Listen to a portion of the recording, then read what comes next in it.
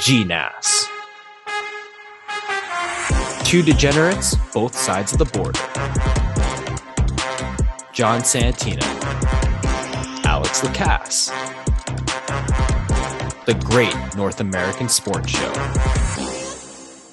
Welcome in to a special edition of GNASS. We're hitting you with a 2-episode week, something a little bit out of the ordinary, but I mean, it is a very, very special time, Alex. That time we love because all the sports are on the go. Yes, Everything is going. we've had multiple sports equinoxes these past couple of days, so it is a great time of year. As you mentioned, John, we're taking a spin around the NBA as the season just tipped off. We're a few games into the schedule, but that's not going to stop us from giving you, our lovely viewing and listening audience, the best NBA preview on the continent, if I may be so frank. Alex, let's just call it what it is, man. It's the hater's guide to the NBA. This is the haters guide to the NBA. Dave Chappelle hosted the player haters ball. This is the basketball podcast version of that. So before, and we really want to take this, solo look here at the NBA because I think right now, John, we are in a golden age of basketball. Fantastic. You look at, there's just so much star power in the league right now, and it's always the most fun sport to talk about, whether or not you're actually diving into these games night in, night out. I do with the Celtics, but even if you're not consuming these games, like, there's just always something to talk about in the NBA, it feels like. And so that's why it's so it's certainly my favorite sport to follow. And we had quite the summer, John. Oh, they're fantastic at grabbing headlines, the NBA. They love stealing pretty much they're very good at, like, anytime you think they're about to leave a news cycle, something else happens. They drop another news bomb. And speaking of that, I think we can talk about the news bomb that seemed to circulate with a new detail every single time it felt like the NBA was going to fall out of the news cycle. And that is the Kevin Durant, I guess it'd be trade demand, no trade in actuality, but really just the Brooklyn Nets and Kevin Durant saga, Alex. Right. And the Nets really just pulled out all the stops, and they were leaking all these little details about these different trade offers that may or may not have happened. Certainly with the Celtics. Alex, can we pause 1 sec? Just shout out Adrian Wojnarowski. You were clearly a scout for not the Boston Celtics, the Brooklyn Nets. So yes, doing yeoman's work. You can do a little handshake with Mr. Marks over there. All right, sorry, Alex, continue. Yeah, so it was almost like a creation of media, this whole trade, because I think the Celtics were probably the closest team to making a trade, with Jaylen Brown being the centerpiece of that package. But after the Nets started jerking things around and increasing their demands, and I don't think the Celtics really budged off of what they were willing to offer in a trade. And I think what was reported was Jaylen Brown, Derek White, and a pick maybe. Yeah, it was a lot, and it seemed like every team that got involved really balked at the asking price, and that was like, it just seemed weird because they were asking for the world, and I get that it's Kevin Durant, but at the same time, he's had a lot of injury problems the last couple of years, and like, do you really want to bank like everything, like your whole future, essentially the draft board, on a guy who's that old? Right. And also a guy that signed a max extension and then ass out after 1 year. And so all of these guys in the NBA are flight risks, but with Kevin Durant and the fact that he's never really been the alpha leader, and he was a passenger on those Warriors teams, at least in terms of getting them there to the finals. And once he was in the finals, that's when, he was able to showcase his greatness. But still, yeah, you really didn't want to mortgage your future, especially when you were the Celtics and you had just gone to the NBA finals led by these two, young superstars. And they certainly have everything in front of them, where Kevin Durant, that's dicey. But the good news for the Nets is, John, that Kyrie Irving, their point guard, opted in, and because he really wanted to show his commitment to the good people of Brooklyn. Of course, because if there's one thing we know about Kyrie Irving, it's that he loves playing games in front of his fans. He takes his responsibilities as a professional basketball player and a teammate very, very seriously. By the way, I just shout out Kyrie Irving. That was an amazing display the other night with the referee getting teed up.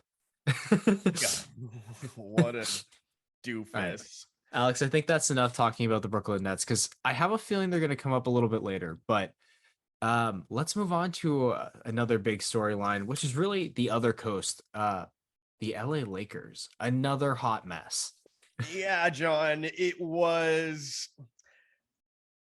Do you think another LeBron is offseason of like it's here? You go another first. offseason of nothing, and the Lakers have all of this passing the buck down the road and blowing up their salary cap, trading their draft picks to to suit the needs of their superstars and letting LeBron James play GM.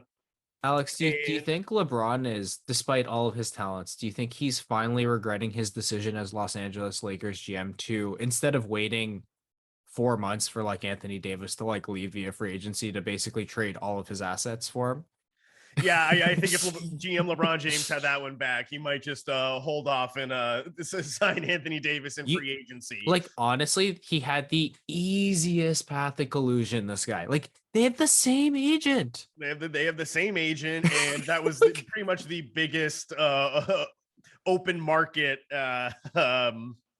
tampering job in recent years. And you have this, superstar big man on the Pelicans that has no interest in staying there, and he's openly saying how he wants to go play for the Lakers. They didn't even have to tamper with him. Like it was a bag job from day one. But oh, instead, you trade Brandon Ingram for him, and Brandon Ingram is a centerpiece player who looked pretty good on the Lakers roster right now. it's not just that they traded Brandon Ingram, it's they traded the draft board, Brandon Ingram, Lonzo Ball, like Josh Hart. It's not that these are all superstars. Like, what is the Lakers' problem? They lack depth. There's all your Well, depth, like right well, there. John, I don't think helping that depth is trading Stanley Johnson and By the way, Caitlin if Horton you're Tucker for the corpse of Pat Beverly. that And because too, at least those two guys had upside, and you're the Lakers, and you don't own your own pick outright until 2026. So you can't even be in the Victor Wembanyama sweepstakes for a potential NBA bag job, because so far it looks like more of the same from this Lakers team. Just a few games into the season from last year. 100%. And given their aging core too, like load management is a huge factor for this team that they really didn't account for. And that's why all this depth is needed. Because these guys like LeBron, AD, I mean now Russell Westbrook, you could argue Pat Beverly too, because he's had some hard miles. Like all these guys, the way that they play best is by limiting their minutes and keeping them in effective situations. And They're that's relying not on Austin Reeves and someone named Matt Ryan. Don't Not to be confused with Matty Ice Matt Ryan, but Matt Ryan, an undrafted G leaguer, as they're shooting off the bench. So eat your hearts out, Los Angeles, because I see a tough road back for the Lakers to get to the top of the league again. No, exactly. And it's not even that they lack superstar talent. Like my point was going to be these guys are superstars too. It's like, but they play a lot of minutes, man, and aging legs need some time off. That is Right, all. and Anthony Davis can't stay healthy, and he's the cornerstone. He needs to be the cornerstone of this roster, and LeBron needs to be kind of the second banana. And I guess the other team that we'll mention here, the runners-up in the NBA Finals, my Boston Celtics. The summer started out great for them. They traded literally the end of the bench roster fodder, the For best Malcolm shooter in Brogdon. the 2020 draft, Aaron Neesmith, and I think a conditional first round pick to bring back Malcolm Brogdon and use him as the sixth man. And hopefully that alleviates some of the injury concerns with Brogdon. You signed Danilo Gallinari on the veterans, whatever, the The veterans exception. exception. Yeah. Yep. And it looked like, all right, those are the two big holes on the roster, and that's partly explains why they came up short against the Warriors. Gallinari blows out his knee playing for Italy in like a World Cup qualifying game or an Olympic qualifying game. And then the Celtics coaching, the Celtics coach turns out to be a horn dog, John. Yes, Ime Udoka. The only thing that saved him, I think, as we mentioned on our special content on YouTube for those of us who watch on video, but Ime Udoka, basically the only thing that saved him from stealing pretty much every headline that week was Adam Levine. Yes. So that's why that might be a smaller story in some people's eyes if you didn't hear about it. But yeah, the Celtics had a, and in addition to that, Alex, as we mentioned a little bit earlier, it felt like they were them, the Raptors, and the Heat were pretty much the only teams involved with Kevin Durant as well, and pretty much they all balked on it. But just kind of adding to this whole Celtics really limbo this summer to a degree. But it like to your point, I still expect them to come out very, very strongly this season, and I expect them to be. I mean, if they're not the favorites in the East, I would suspect that's mostly just because Giannis has taken some time off just to like make sure he's ready to go for the playoffs. Definitely. And so we'll shift into how we think this season's going to play out. And to really start to serve as a jumping off point for this conversation, I want to give a shout out to Ben Rohrbach of Yahoo Sports. He wrote a preseason column. It's hot Give him a takes that we golf might. clap. Yeah, hot takes that we might actually believe. The NBA's old guard is cooked, except for Steph Curry. And he lays out quite the compelling argument that Alex, wait. It's dad joke time. You're saying the old guard is cooked except for the chef? except for the chef, yes. Sorry, I had That's to do right. it. I walked right into that one. But yeah, so LeBron, Kevin Garnett, James Harden, Chris Paul, um, Kevin Durant, Kevin Durant. and Kevin Durant. Yes. John, are we Kevin Garnett. looking? Kevin Garnett is already retired. I said, oh yeah, I said God, Kevin Garnett. We'll talk about Kevin Garnett because I get it, they man. I get it, compare. man. As a Celtics fan, well, for Yeah. you, I mean, for me, Well, and not then so the much. Danny Ainge and Kevin Durant was Danny Ainge's white whale all these years. So, I know. as well as Garnett. Anyways, so you look at these players, John. Um, are you concerned that the game? These are no longer the top players in the league. The league has changed hands to the Giannis Antetokounmpos of the world, the Jason Tatums, and that these guys, their best years are all behind them. I think their best years are slowly like one thing I actually think about the game changing in terms of we see a lot more skill at a lot of the big positions like it's not just player like yes, a lot's made of small ball, but we're also seeing guys like Jokic come in who are big players who have a lot of skill. They can't just they're not just guys who play with their back to the basket. They're not guys who are just pick and pop guys or pick and roll guys. They pretty much have to now. Like Yeah, they that begs the question: like, would the NBA today appreciate Shaquille O'Neal, or would they just say like, he really doesn't have that much of a perimeter I game? So I actually think the NBA today would definitely appreciate Shaquille O'Neal, and I actually think if he played in the NBA today, he just never would have put on all that weight. He would have been like Orlando Shaq the whole time. yeah, you'd have to But be. what I was going to say specifically with like the old guard that's really taken over the quote unquote Mount Rushmore, so to speak, of the current NBA. I actually think the way the game's changed benefits them because they don't have to be as physical. The refs are calling way more fouls than ever. On top of that, the fact that you're stretching the floor more, it's more shooting centric, like as opposed to driving into the lane and getting beat up.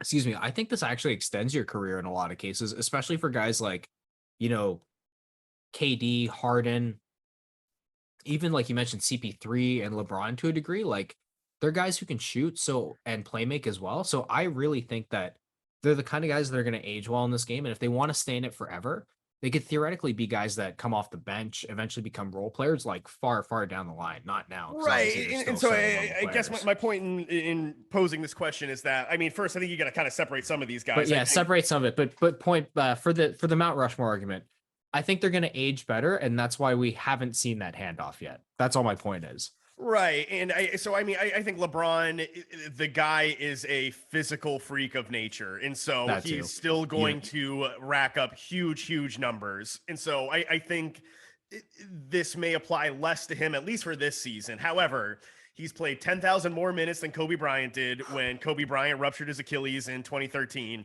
and 20,000 more minutes than Michael Jordan when Michael Jordan retired in 1998. So it can't go on forever, but maybe he at least has one more season of elite production. A guy like Chris Paul, I think what Chris Paul did getting that Phoenix team to the NBA Finals, like I don't know how he gets anything close to that or that level of production. He's gonna have to take more nights off, a lot more rest. Chris Paul's already played more minutes than Tony Parker did, but when Tony Parker retired, and more minutes than Jason Kidd did when he returned to the Dallas Mavericks, and that was the first time in a decade he didn't make an all defensive team, an all NBA team, or an all star team. So, I think Chris Paul, he's going to fall off this year, and I think that's going to be a big reason why the Suns don't get back to an NBA Finals. At least, that's what I'm predicting. Kevin Durant, kind of a mixed bag. He came back from an Achilles injury, which that used to be the death nail for a lot of NBA players. Not to mention a 7-foot guy. But keep in mind with Kevin Nonetheless. Durant, even in addition to that, even though he's come back and he's been just as productive too, like he's been handled very cautiously. So even if he has a slight injury now, he's held out of the lineup for extra time to ensure that he's ready to go. So like that's how we're seeing them preserve these players. But I think we could see the handoff a lot or unexpectedly happen if it hasn't already this season. Because like you bring up a guy like Chris Paul, for example, like who are we talking about more these days in terms of as a better player, like in all NBA conversations or all star conversations, Chris Paul or John Morant?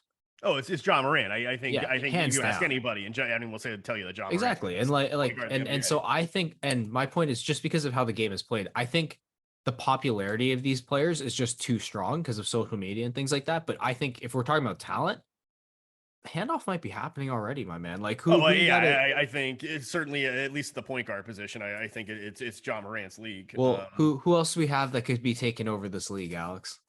So I think there are guys who have already established themselves. Luka Doncic is a face of this league. Giannis Antetokounmpo is a face of this league. Nikola Jokic winning back-to-back MVPs, and these are European guys. When Yeah. certainly for the modern history of the game, at least into the 21st century, there was some doubt whether Europeans, with a few exceptions, that they're Drazen Petrovic, a chief among them. Dirk Nowitzki, I think he was drafted in '98. So he was kind of the start of this generation. But certainly Jason Tatum, I think we're going to be, if not this year, because it usually takes like a year of exceptional play, night in, night out, to get on the radar as an MVP candidate. So I wouldn't say that Jason Tatum is a threat to win the award this year, but people might start talking about him as a candidate to win the MVP award. And I think That's and pretty solid, man. then Jason Tatum will be the NBA's lead prototypical wing, the 6'9" guy that does Yeah. everything. And scores 30, 40 points a night. And so I think Jason Tatum's right there. And then kind of that that next tier down of guys that are just coming, like I look, I look at Jaylen Brown, and it's, you don't want to compare anyone to Michael Jordan, but like in the sense that if Jason Tatum's the best wing in the game, and then Jaylen Brown, he might be like, that's Scottie Pippen, and they're the Yeah, the best wings, sidekick, yeah. two best wings on one team in the game, or two best wings in the game, and they just happen to be playing on the same team. So it could be kind of that situation. We mentioned John Morant, and then I think it's Devin Booker. I think those are the guys that really Devin Booker is are flat going to be the money faces and of this league. If not this season, definitely by next season. We're talking about, it's their league. Devin Booker's flat money. And like two other players that I'm really looking at from last season's draft class as well. Well, and I guess you can include Cade Cunningham too. So I guess it'd be three, but Cade Cunningham, Evan Mobley, and Scotty Barnes I'm all looking at. But I'm all looking at them because they have this sort of mystique, unique potential where they do so many things and they're so unique compared to a lot of, I'd say, prototypical players who are taken to the top of the draft, whether they be like, your standard combo guard or point guard, or, big who plays with their back to the basket. But one thing with them is that I would caution to a degree that they may be a bit like Bam Adebayo, where they're still fantastic all-star level player you can win with, but not really taking that step to that Mount Rushmore of the game, like we've talked about with some of these other players. And I mean, that is the kind of player that you build around for a championship, the one who takes the step into that, that next plateau, like you talked about. And I agree with all the names that you just mentioned. And I think one name that we haven't talked about that could take that step is Anthony Edwards as well. Shout out for his play against Bo Cruz, of course. This is like the best, if you think about it, this is the best roster the Timberwolves have ever had, which is like kind of insane to think about, like ever. And they had Kevin Garnett, like for they had a Kevin Garnett long when ass Kevin time. Garnett was probably the best player in the game, or if not certainly the best power forward in the game. And yeah, they never built a roster around him. So, and it's not that this Wolves roster is perfect. And I mean, I don't know how Gobert and Towns go together, but that's not for me to figure out. It's for that Toronto coach that saw so much potential in the Minnesota Timberwolves. He left the team midseason to go coach them. Of course, but I to your point, one thing with the Timberwolves is that I do like Cat, I do like Rudy Gobert, I like Anthony Edwards, all as separate players on the same team. They feel a lot like a late '90s roster, A little like they bit, yeah, really yeah. do. It's certainly like the two bigs, kind of like a Twin Towers thing. Oh, 100%, Alex. But we're looking around the league. What else are you feeling from around the NBA these days? So I guess where I'm looking, we mentioned the Timberwolves. I want to see the Timberwolves can take the next step in the Western Conference because it feels fairly wide open. Uh, I don't know. I mean, I think the Warriors are going to be right there. I guess but a lot hinges upon how fast these kids develop because they didn't trade any of them, and it seems like they're committed to letting Steph, Clay, and Draymond. I don't think they'll re-sign Draymond, or if they will, it'll be a serious hometown discount. One thing I also want to shout out is that like the T Wolves are going for it, and I wanted to shout out the Cleveland Cavaliers for going for it because I don't know how the experiment's going to go. Getting the Spider Donovan Mitchell in town, but it's going to be interesting, like watching all their pieces work together. We already gave a shout out quickly to Evan Mobley, but I like it when teams go all in, especially given the fact that this is a year that a unicorn is and a potential generational talents available at the top of the draft. So I like it when teams go all in. And in that light, one team I'm also looking to watch too is the Wizards. I like the combination of Bradley Beal and Kristaps Porzingis. I get that they are arguably the duo in the NBA that might miss the most combined games of all the star players, but their talents really complement each other. Like Porzingis brings a lot of rim protection. He can stretch the floor, give Beal a lot of room to drive the lane, and at the same time, because he can shoot, Beal can dominate the ball. He can pick and pop, and I think he'll finally have a partner that can kind of complement him correctly in terms of skill set, as long as provided, I mean, like I said, that he stays on the court. Definitely, and yeah, and maybe just the one other team that I have my eye on are the Grizzlies. And if John Morant is the best point guard in this game, can Jaren Jackson Jr. take that next step and be, the franchise big that gets them over the top? Because certainly Morant can't do it alone. Jackson's had an injury history, but I think the West is open for another team to, kind of take it from the Warriors. And, maybe the Warriors get back or maybe the kids come along, but I think it's going to be a much tougher sledding for the Warriors this year. I think for sure with that aging roster, but the Warriors have a lot of depth, and that's really like we saw it with the Jordan Poole contract and the Andrew Wiggins contract. Like they're banking on their depth to really get them through this next, like to get them back into contention as this next window. Alex, but do you think what about I guess it'd be 2 seasons ago now, the NBA finalists, the Phoenix Suns? right. Dysfunction everywhere in Phoenix. Do you think they could potentially Yes. challenge the Warriors in the West? I don't think if someone challenges the Warriors, I don't think it's going to be Phoenix. I think it's much more likely.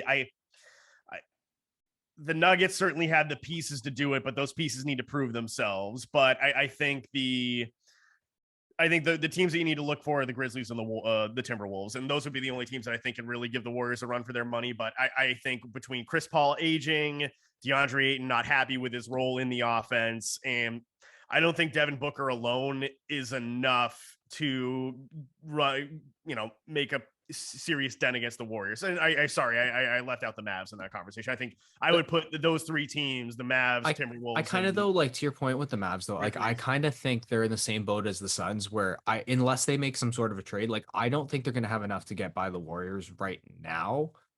Actually, see that one's tough because if they do make a trade, I would favor them depending on who they get, of course. But the other thing too is Luca could just go off and win.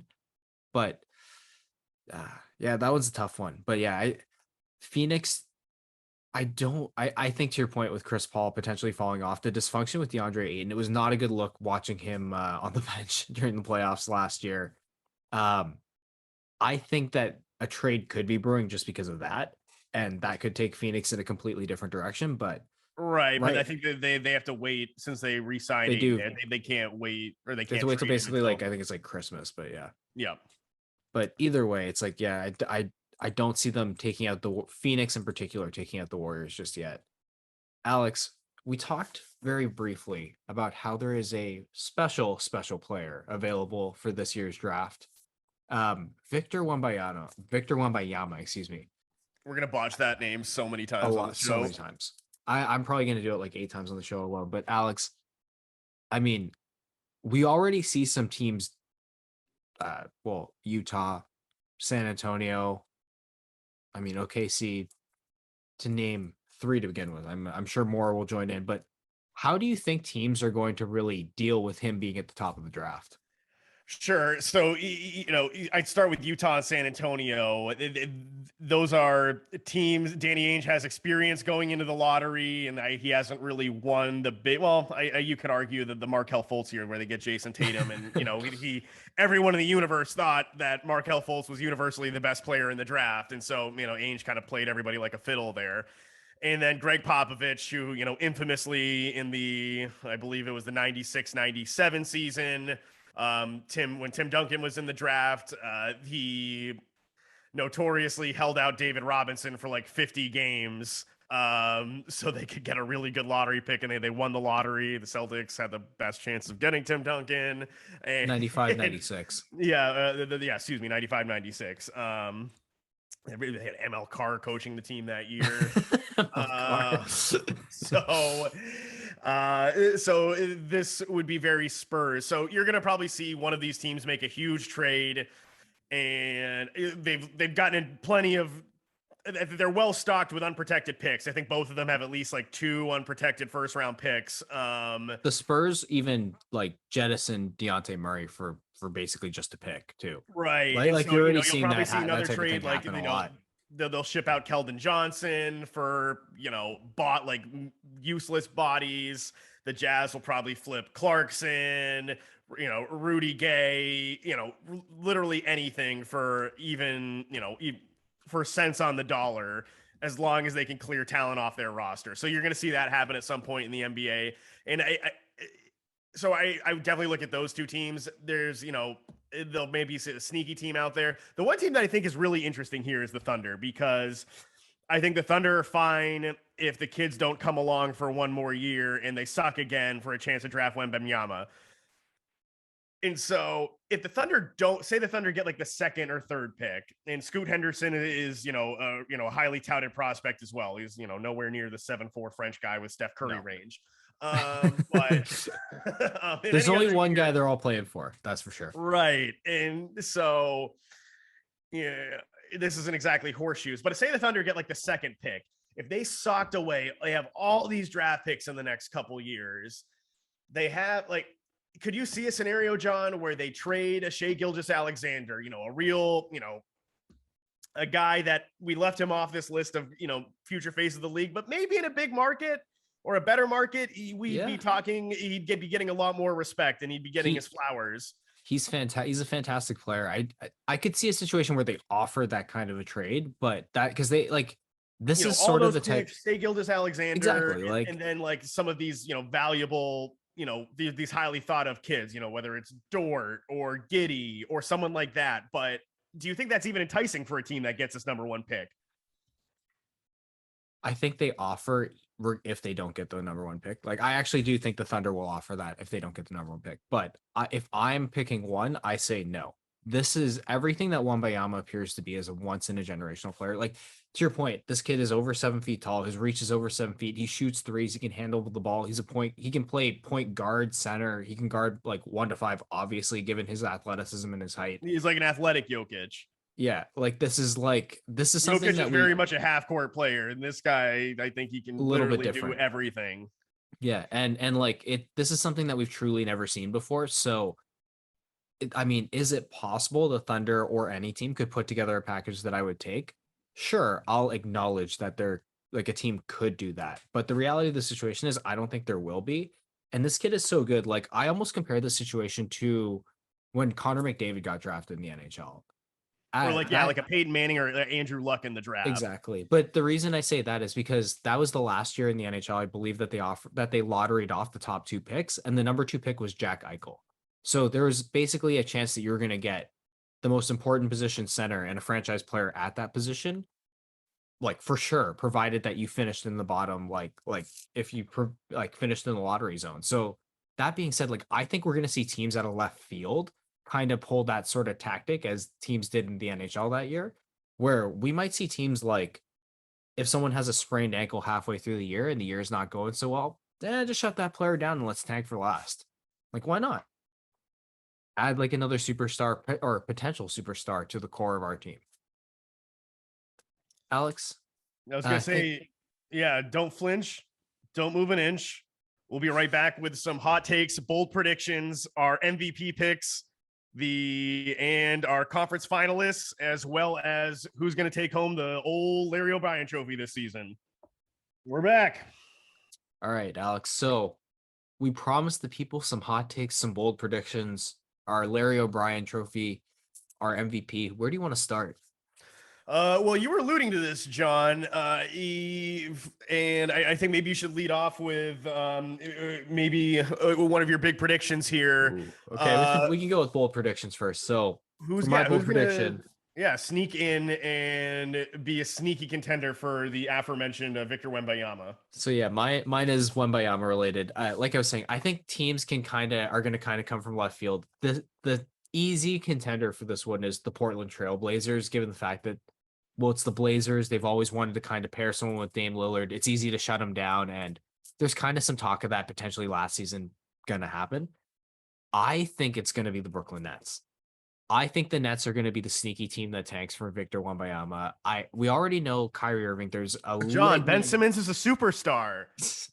That's what I was about to get to. Is that Kyrie Irving, for a litany of reasons, loves to miss games. We all know this. So, and Kevin Durant has also asked for a trade. We also know this. So I could see a very easy situation where Kyrie has a minor injury. The Nets tell him basically, it's great that you committed to the team, go on vacation. KD gets traded for, I don't know, like I would assume what would be a haul of picks, prospects, potentially a young player or two.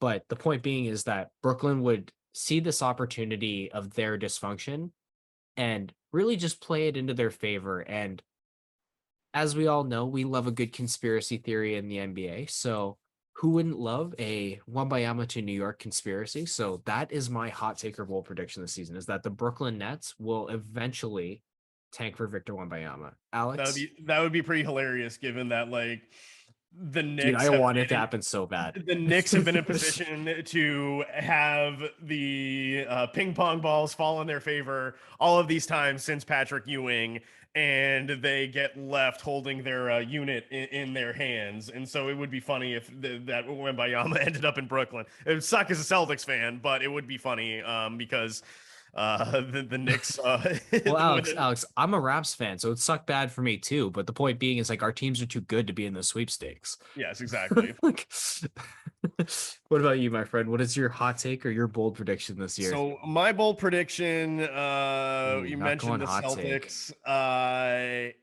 Look, I think the Celtics are going to get to the point where they have to trade Marcus Smart. And I know people, the people of Boston, the rank and file, like, oh, all the hustle plays. He's the DPOY.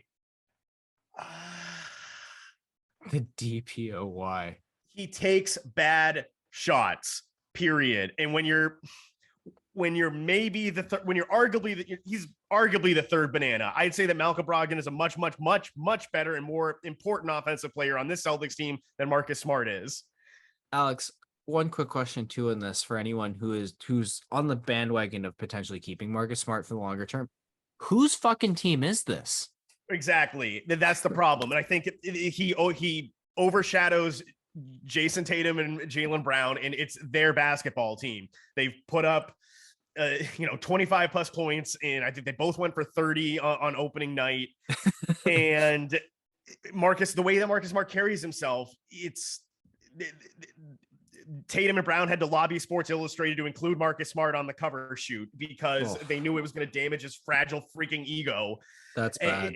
So they wanted to get out ahead of it. And like, so good on Tatum and Brown for recognizing that, but like they shouldn't have to. And so I think I just want to shout out Marcus Smart there. That is a Maple Leafs level of mental weakness. right. And so it just like if Marcus Smart was the centerpiece of the team, it's like fine, jack up bad shots, but when you're supposed to do be it all you want. when you're supposed to be the point guard running the offense, I don't want to see you jack up threes with 16 seconds on the shot clock. There's no excuse for it ever. None. Zero. I don't care. I can't do it with this guy, and it's already starting, John. And this is going to be a regular theme on the show going forward. Me yelling about bad Marcus Smart shot selection. But I think with the pieces that the Celtics have on the roster, Peyton Pritchard, who's an elite shooter. I'd like to think that they'd be able to figure this out. Yeah. Well, there's a reason why Malcolm Brogdon's not starting either. So between Malcolm Brogdon, Derek White, and Peyton Pritchard, that should be enough at the point guard position to get you past anybody. So I think there's a surplus there, and I think you can trade Marcus Smart for a piece that you really need, like another scorer, like a big, come at the trade deadline, because this team is built to win, and Marcus Smart nearly shot them out of Game 7 of the Eastern Conference Finals. And it's pretty close, yeah.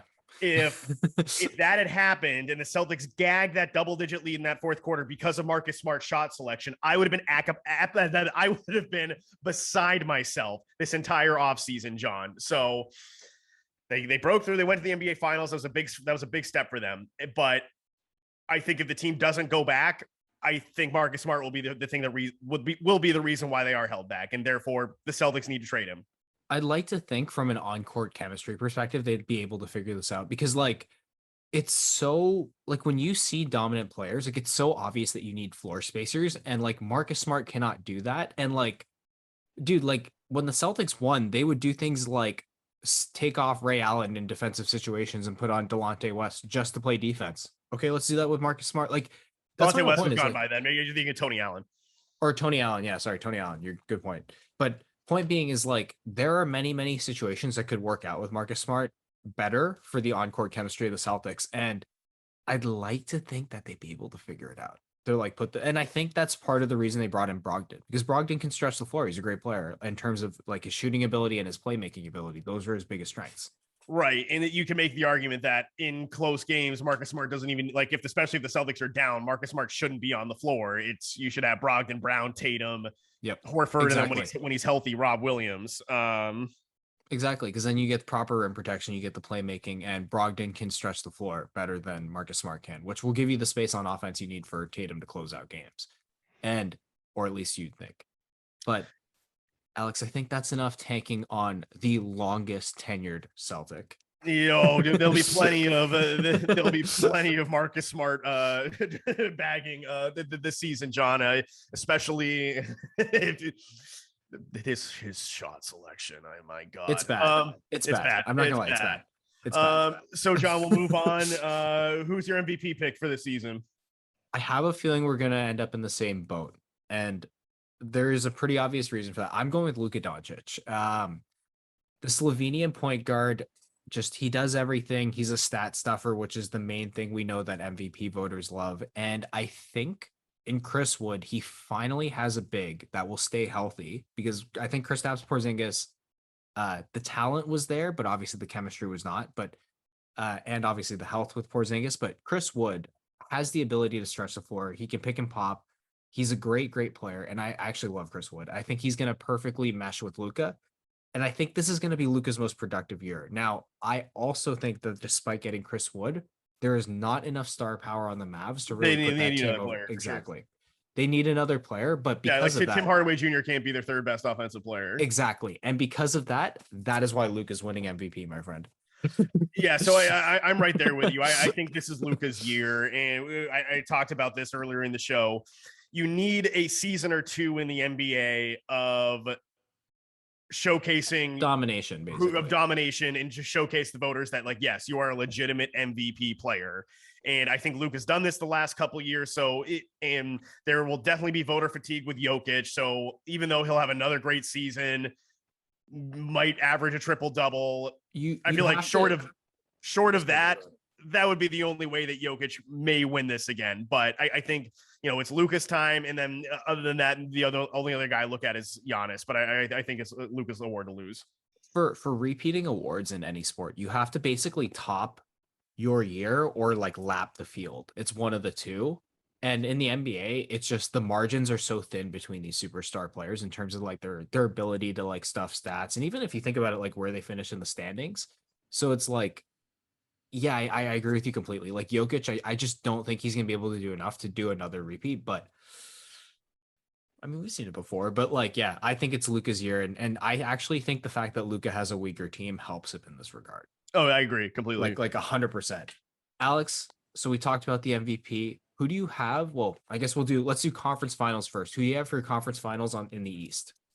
So in the East, I went Bucks over Celtics, and I know I'm picking You against don't my think team. anybody can beat the Bucks or Celtics? I don't think so. I think this is Giannis and Tatum are the two best players in the Eastern Conference right now. Okay. Fair. And Totally fair. I just think that the Celtics, at least through 3 games, the immature Celtics that I'm familiar with, they would have dropped one of these 3 games. Maybe on opening night, they weren't ready to go. The pressure of, Bill Russell dying. And so, nope, they came out, kind of a tough first half, put Philly away in the third quarter, went down to Miami. People thought that, Jimmy Butler just made the shot. They were one shot worse than the Celtics. Well, the Celtics in the second half of that game pulled away again and, kept the Heat at arm's length when the Heat made a little run in the fourth quarter. And then, back to back in Orlando, maybe the Celtics came down with a case of the Miami flu and, didn't really show up for that Orlando game. Orlando played tough. And, I don't like betting against the Celtics, but that probably that plus 9.5 looked pretty juicy last night. Buddy, for Orlando. you got to bet against your team when it's profitable. Like, for example, when the Arizona Coyotes are in town, I smash them to hammer my Leafs. But it's beside the point. I think it's a little bad juju. So it's very bad juju. But I don't like doing it. Trend is your friend. But anyway, continue. So I think the Bucks have a hair across their ass because they lost to the Celtics and they feel like they should have beat the Celtics last year. And then because Chris Middleton, lest we forget, didn't play in that Eastern Conference semifinals at all. But so that's why I'm slightly leaning towards the Bucks. And I think, all of this, discord, dysfunction, with the Celtics, horny coach, I think with Marcus Smart, the team might eventually like the smell of their own farts a little bit too much, even though they didn't win you have to win the NBA finals to, be considered a champion. You don't have but Alex, getting to the dance is fun too. So I think the Bucks, they do have that pedigree, and I certainly respect that. For my money, Giannis is the best player in the NBA right now, and that's why I give them the slight edge. But if Holiday, Middleton, and Middleton's a Celtics killer, but if Holiday, Middleton, especially Giannis, aren't healthy, then I don't think anyone beats the Celtics in the East. So what say you, John? Well, you talked there about all the injury problems the Bucks have, and because of that, I think that plus fatigue, like this is a Bucks team that's made a bunch of deep runs now in a row. I think the Celtics are the team to beat in the East. They have a lot of depth now. Obviously, health can play a factor with any team, as you just mentioned with the Bucks, but I think the Bucks, it's known that they've played a lot of basketball and they have issues keeping the team healthy. They even load manage throughout the year. I think because of that, and that's why we've heard the Heat in conversations about Kevin Durant. I think the Heat are going to go all in this year. I think they're going to make a big trade. And I think your Eastern Conference final is Celtics versus Heat. Who wins that one? It's going to be tough because part of it's going to depend on who the Heat acquire. Obviously, they were in the Kevin Durant sweepstakes. I personally don't. It feels like the Heat don't have a lot of assets, though. That's what I was going to say. I don't think they have the assets to get a player unless unless they really want to blow it up and like shop out of bio. But then are you bringing in? They can't. But here's the thing: they can't trade out of bio for Durant. Exactly. And the other thing too is that's why I said provided whoever they get, but is like probably how far they're going to go. But for me, I'm going to take them. You know what? I'm going to take the Heat over the Celtics this time. I think the Heat, that championship DNA, man, there's just something to say about it. And I think the Heat will make the right decision ultimately when it comes to acquiring a player. And I think they'll be able to go with the Celtics punch for punch by that time. I think right now, if they were to play a playoff series, the Celtics take them. But like I said, man, I think there's something about the Heat being all in, and I think they're all in this year. Alex, what Yeah, about the I Western just think Conference? that the talent deficit between those two teams is I think too great for the Heat to overcome, and I think this could be a tour de force at least regular season for the Celtics where they win like 62, 64 games and lock up the 1 seed. And so they're playing all the home games in the Boston Garden. But so if you look out west, I'm taking the Grizz over the Warriors. I'm not sure the Warriors' young talent is ready just yet, and they're going to be turning over a lot of minutes to those kids. Can Andrew Wiggins? Now that Andrew Wiggins got himself paid, and is he? Does he go back to being kind of sleepy Andrew Wiggins? Maybe. He's not really like sleepy. He's just never really been great with the details of the game. Like that's been his whole issue, like since he was a prospect. But for me, I also agree. I think Golden State, even in the NBA, like I think Golden State is still the team to beat. I do think we're gonna see a surprise run to like the point of our MVP discussion. I think this is Luka's year, and I think we're gonna see a surprise run from the Mavs. I also hope that they make a big trade to give Luka some goddamn help, because to your point, holy God, they do not have a lot. They have Hardaway, they have Dinwiddie, they have Chris Woods. That's it.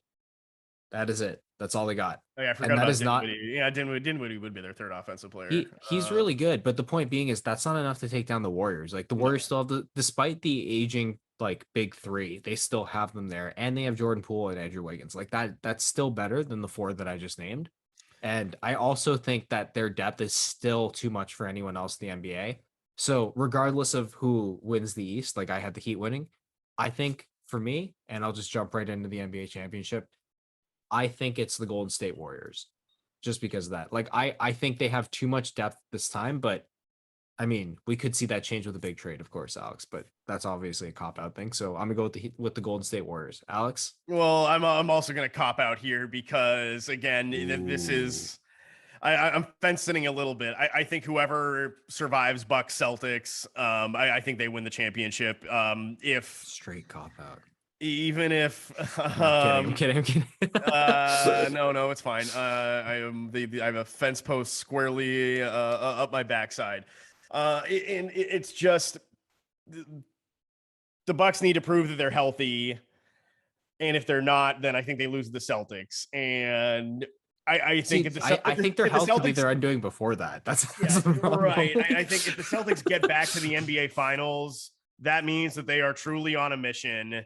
And I think last year the Celtics were the more talented team over the Warriors, and they just shot themselves in the dick in Game 4 with 5 minutes to play, Fair. and they were 5 minutes from going up 3-1, and that's a very, very different NBA Finals than like I think we forget how close that was, at least for the first 4 games of that NBA Finals. And so you fill in the missing piece that was Malcolm Brogdon, and you know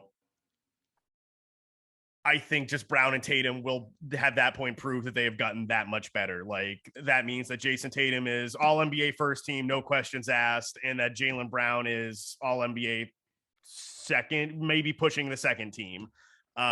Dude, I'm banking hard on no Marcus Smart trade, internal implosion. I'm Yeah. banking hard on that. Like Ime Udoka already made a strong push, man.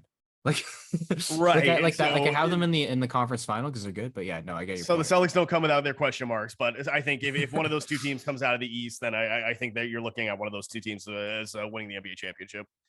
Ooh, there we go. We ran you through our way too early prediction. That is something that's.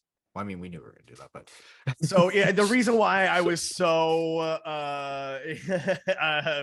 gun shy on the Celtics was that I certainly picked the Celtics to win the NBA Finals last year, and I took the cheese with their talent. Like I thought they were just shooting the ball too well, and I thought the Warriors they weren't going to be able to keep up with it. But the Celtics, their immaturity cropped up at the worst possible time in the NBA Finals, and so they certainly need to prove that they've, at least grown, matured a little bit more. I like that the Celtics double down on skill. That's one thing I do love in sports is when like teams just load up and they're like, fuck it. But yeah, I do think, like to your point, like dysfunction is what could ultimately undo the Celtics, and I think to a degree it might. But fingers crossed for you, buddy, Not because if I they know trade you Marcus got. Smart.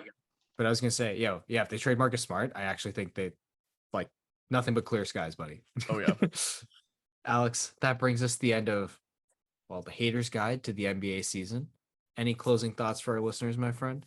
So obviously, I'm pulling for the Celtics, and I think I wrapped up this last show with it. Like in 2019, the year that John Havlicek, the franchise all-time leading scorer, dies. You have Kyrie Irving, lead them through a listless and crappy season. Like Bill Russell, like a titan of sports and life, died this summer. And if the Celtics can't get up and, like if that can't guide them, give them the right juju, the right vibes to propel them to an NBA championship, like nothing will. And like it's crazy that, like for a guy like Bill Russell, who the amount that he won, and that's only like a small fraction of just how great of a human being he was. Like there's only I so many know. people you can Like say that about.